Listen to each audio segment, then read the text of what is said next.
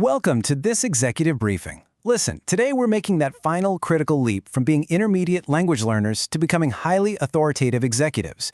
We are going to completely master a strategic reporting tool that, frankly, you absolutely need in your toolkit.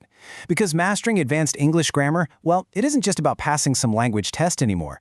It's about controlling the narrative in high-pressure, high-stakes environments. So let's dive right in and see how one single grammatical decision can literally change your professional status. Okay, picture this. Put yourself in the hot seat for a second. The directors of a massive multinational firm are staring you down during your quarterly review. The CEO looks at you and asks for an update on a highly sensitive, massive initiative. And you respond with, "We have worked on the Bratislava project."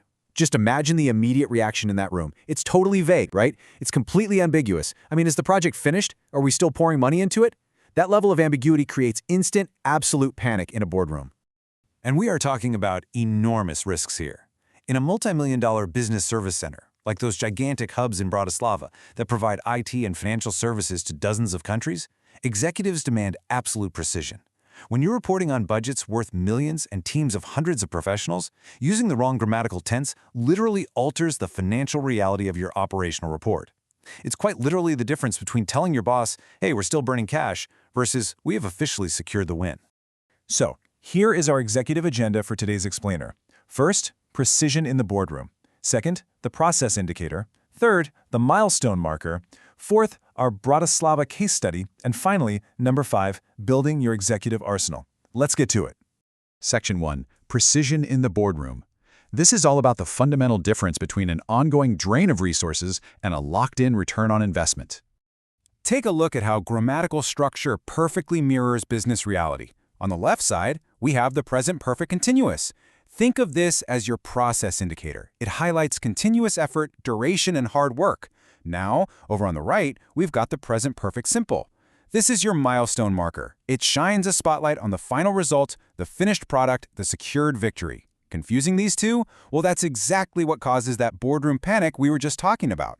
Section 2, the process indicator. Let's break down the micro details here. So the key formula you need to internalize is this: have or has plus been plus the ing form of your verb. The present perfect continuous tells the higher-ups that the effort is very much alive. It's ongoing.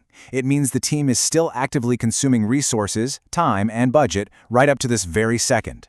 It actively defends your team's hard work by emphasizing the sheer duration of a long-term process. Let's look at this timeline to really see this concept in action. Week 1, project kicks off. Week 3, intense development. And up to the present moment, the team is still deep in the trenches.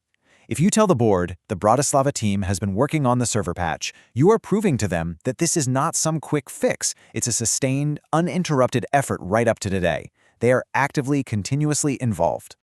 Moving on to Section 3, the milestone marker. The formula we're looking at here is have or has plus the past participle of the verb. Guys, this structure literally slams the door shut on the action. You want to reserve this strictly for communicating final results and achieved milestones. When you use it, you're signaling to the board that the work is 100% done, the resources are no longer draining, and that ROI, it is officially locked in. Let's look at some real-world proof. Our report shows that 4 massive Slovak financial centers were tasked with adopting AI. The metric here is absolute. You don't say they have been integrating AI if the job is actually finished. No, you say all 4 centers have successfully integrated AI. You're pointing directly to a 100% completed milestone, to the secured result, not the process. Section 4, Case Study Bratislava. Let's bring this all together for a macro-level application in a realistic business service center scenario. Notice this direct contrast. In column 1, you are actively managing expectations. We have been working on the server patch. You're essentially telling the execs, hey, we are still investing time and money here, so don't expect the final result just yet.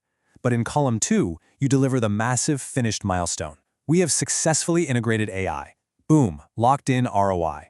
Contrasting these two realities in a report really shows off your strategic vision. You know exactly what's burning resources and exactly what's generating value. Now, to really sound like you have native-level authority, you need the right vocabulary to trigger these tenses. There are specific words that executives subconsciously listen for to understand project timelines. To emphasize continuous resource consumption, drop in continuous triggers like for weeks, since Q1, or all day. To highlight the impact of a finished milestone, use simple triggers like already, just, or recently. These markers dictate the tense and paint a crystal clear picture of your operational reality. Finally, Section 5, your executive arsenal. Let's get these tools ready for your next quarterly review. Let's put you right back in that hot seat. Read the room. If the CEO looks at you and asks for a status update right now on a critical multi-phase project, which structure are you going to use? Do you focus on the ongoing process, or do you focus on the completed milestone? Well, a true leader uses both. Look at the difference here. The amateur response is, we have worked on it. It's flat, it's robotic, it lacks any real nuance. But the executive response? We have been working on it for weeks, and we have integrated phase 1. That is an absolute power move.